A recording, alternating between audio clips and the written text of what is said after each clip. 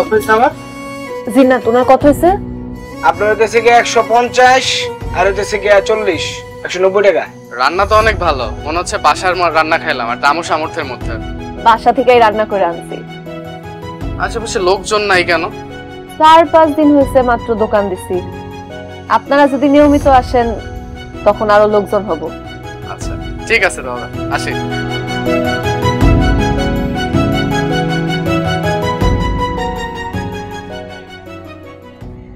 চাচা আসসালামু আলাইকুম। ওয়ালাইকুম আসসালাম। কি রে আসি, তো তোর বউরে নাকি কাজে লাগাই দিছো, দোকান দিছে নাকি? ও তো হাঁসের মাংস আর রুটি বিক্রি করে। বংশের মানিজ্যতা তার রাখবি না মনে হয়। বউরে কামা লাগাই দিছোস ইনকাম করার লইগা। আচ্ছা এইটা যদি এলাকায় জানাজানি হয়ে যায় তাহলে কি কাউরে মুখ দেখাতে পারো? কেন কারো মুখ দেখাইতে পারবেন না কেন? এলাকায় ঢুকতে পারবেন না কেন? তো ব্যবসা করতেছে, চুরি করতেছে। ব্যবসা করা তো কোনো অন্যায় না। আর আপনার এখন বংশের কথা মনে পড়ছে?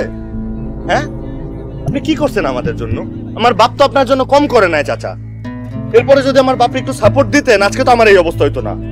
আমি পড়াশোনাটা করতে পারতাম, পড়ালেখাটা বন্ধ হইতো না, আমার একটা চাকরি করতে পারতাম, ভালো একটা অবস্থানে যেতে পারতাম, ট্যাক্সি চালাইতে হইতো না।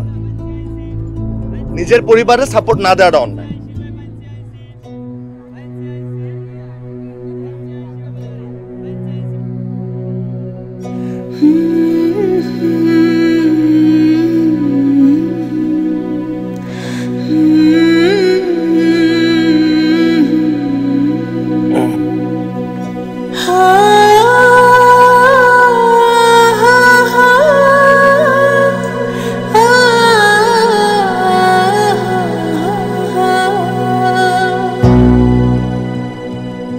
কি হয়েছে তোমার? ঘুমাও না কেন?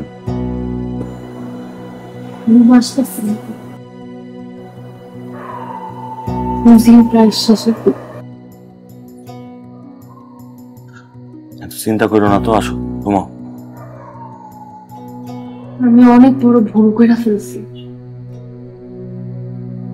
এত বড় রিস্ক আমি নেওয়া উচিত হয় না। ব্যবসা আমার দেওয়া হলো।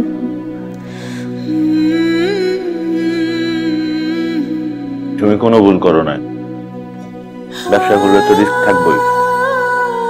চিন্তা করো না, আসো ঘুমাও, সব ঠিক হয়ে যাবে। আসো আসো ঘুমাও।